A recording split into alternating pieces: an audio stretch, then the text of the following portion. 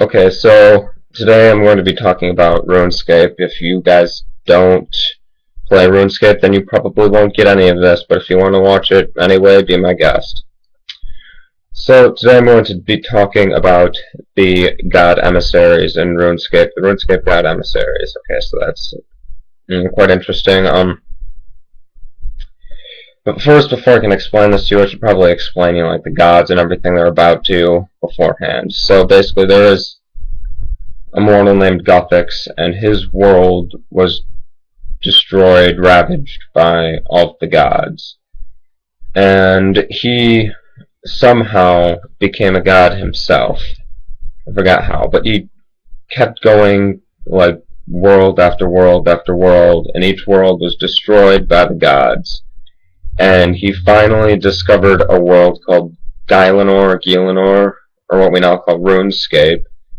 And that world was unravaged, that world was peaceful and quiet and healthy and filled with life.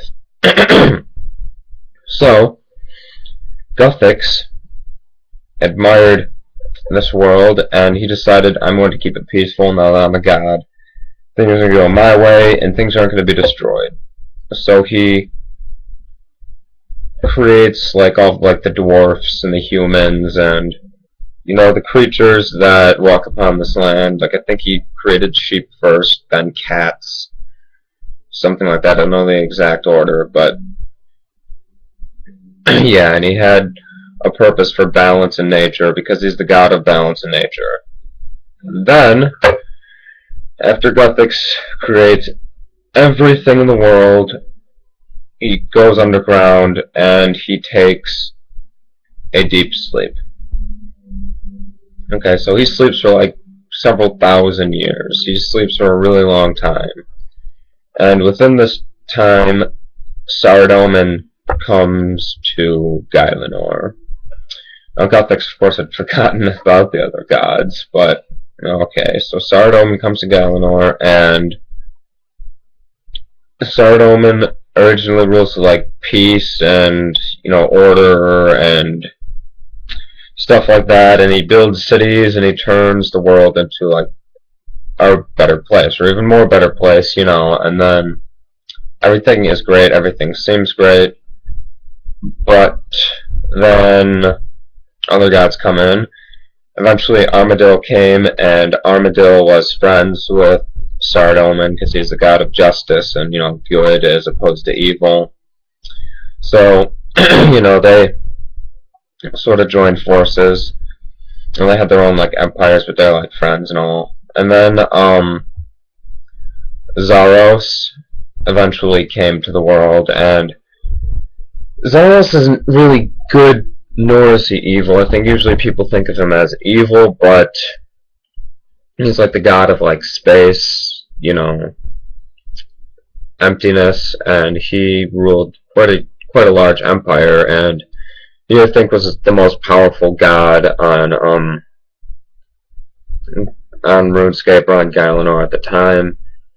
However, he had a problem which led to his downfall, and that was the fact that his followers are so powerful that they eventually became, or a couple of them I know, eventually became gods themselves and overthrew him. And so that's pretty much the story behind Zaros. I'll get more into that later.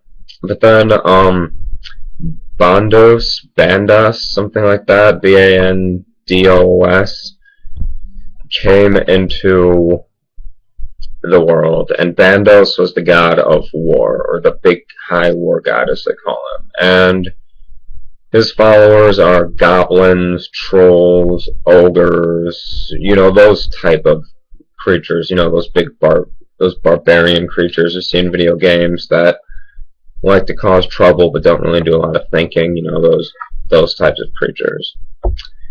And basically what Bandos did was he wanted to fight in the God Wars, and he wanted to have power, so he went to the dwarves and said, "Can you fight for me?" And they said, "No, we follow God of Shiny Light," or Saradomin, and he was disappointed, and so he goes to the demons and he says, can you follow me? Can you fight for me? And they're like, no, we worship God of Dark Flame, or Zamorak, which I'll get to later.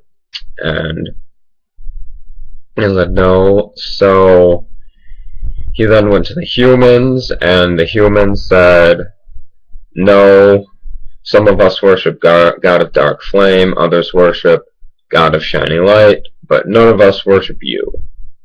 Okay, and that's how eventually he found the goblin race, and he trained the goblins to fight, and, you know, the ogres and the trolls, and all those creatures.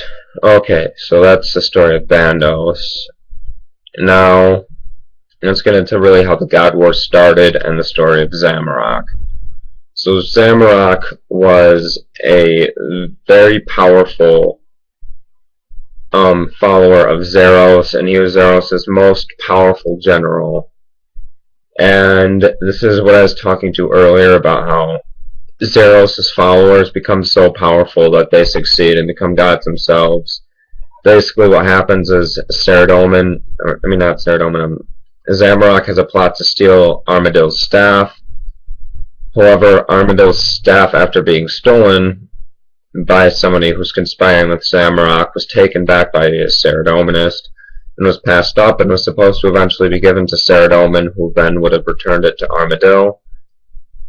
But unfortunately, it was somehow lost, and it, through a process of things, it ended up in the hands of Zamorak. Zamorak cast a spell or something so that Zeros wouldn't realize he was present. He stabbed Zeros in the back. Well, I think he either stabbed him in the back or he just got in like a real epic fight with Zeros, and he was immortal, but he fought like a god, and he stabbed Zeros, and then he slipped and he got impaled by the scepter as well. And so a god and a mortal are now both impaled to the same scepter, and what happened is Zamorak absorbed a lot of Zeros' powers, and that's how he became a god, and he banished Zeros. Nobody at this point knows that Zamorak is a god. So Saradomin comes and says, oh, you just banished a god, so I'm going to banish you. Poof.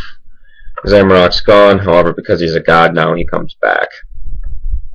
And basically Zamorak and Saradomin, I think at first were in an alignment, and they took out the rest of the forces of Zeros. However, eventually Zamorak betrayed Saradomin, thus starting the God Wars. And of course Saradomin's the god of like peace, purity, order, goodness, and then Zamorak's the god of evil and chaos. And then Bandos and Armadill join in, and you know, Bandos is the god of war, and Armadill is the god of justice, and they don't get along, and Saradomin has an alliance with Armadill. And eventually, Zamorak gets a hold of one of Saradomin's powerful artifacts, and the first thing he does is blow up a huge portion of the world, which is now known as the Wilderness. He destroys it, and in all this destruction, Guthix wakes up and puts an edicts on the world and banishes all the other gods. You know, somehow, through the process of things, I have no idea how, Guthix dies, which I don't get. You know, you're a god, you can't really die. Maybe he's not really dead, just banished or whatever, but he somehow dies, and so now all of the other gods have come back to the world, and they've sent out God Emissaries, so you can choose which god you're going to follow and fight for. I'm going to talk about the God Emissaries. And the first emissary I spoke to was the Godless, and I kind of like what they had to say. You know, I'd say that they probably have one of the more noble, less biased positions than the other gods who seem to be seeking power. They just want everyone to be free, and for them to rule and protect themselves, and to say that, you know, we're not as strong as the gods, but if we all fight together, we could possibly all banish the gods and have Gielinor be a free place for everyone to roam. And I think that if before you had followed Guthix, they would probably be your favorite choice, because they kind of feel that they want, you know, peace and whatnot. And then there's Surin. I never really cared too much about Surin, but she's the god of the elves. You know, she created the elves, she created her crystal city, and, you know, she wasn't in alignment with Guthix, and she was sad that she had to leave too, as well as Guthix, because Guthix wanted the world to be for mortals. And then we have Zeros. Zeros came back, and he is the god of spaciousness, and I spoke to his emissary, and he said that Zeros knows the future, and he's predestined you, and he can, be on your side, and he sees everything, and, whatnot. He's not really good or evil. I spoke to... Who else did I speak to? Armadillo. Now, I like Armadillo's idea that, gods and humans can live in peace, the god of justice and all that, but one thing I really do not like is the fact that it's communist. I read into the view that it's really communist. We can all be equal under him, and we can all live at peace and help each other and whatnot. It all just sounds communist to me. So I'm like, nope. I went to Zamorak Emissary, and he basically looks like a modern day punk rock Satanist. That's sort of what Zamorak is like the RuneScape equivalent to like the devil. And so I spoke to Zamorak, and he's just like the Zamorak Emissary, and he's like, the world we have now is a great creation, and following great creation should be great destruction, and we need to become powerful. And at that point, he immediately lost me, because it's like, I kind of need the world to be on, and you basically just implied that you're going to want the whole world to be destroyed. So, screw you. I left. I spoke to the emissary of Bandos, and he was like, he was all up like, oh, you should side with Big High War God, and he'll make you strong in battle, and he want us fight, whatever. Well, I said, I'm not gonna fight for a god whose followers are a bunch of illiterate goblins. I'll go leave now. You can't even use proper English. So then I speak to I forgot, like the emissary of some god. It's the newest god, and it was a follower of Zeros as well. This keeps happening to Zeros. He apparently is the god of the Shadow Realm and knows what lies beneath everything in darkness. I thought he was kind of interesting, and I thought a lot of people would be cool, but he doesn't have an established empire. He's weak. I'm pretty sure if Saradomin set foot in his realm, the whole place would just be gone, because, Saradomin's like a shiny light god, and he'd pretty much just, yeah.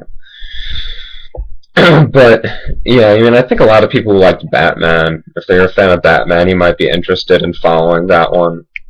Yeah, I'm almost out of time. I then spoke to the Saradomin emissary, and basically Saradomin wants peace and prosperity and to ban all the other gods, but I'm sure that's not true. I'm sure he just wants to ban the evil ones, and obviously he wouldn't ban Armadillo, right? So, and Saradomin kind of made the world a good place and has the White Knights and all that. So, in the end, to me, it was between Saradomin and the Godless, and I kind of sided with Saradomin because I always side with Saradomin. So,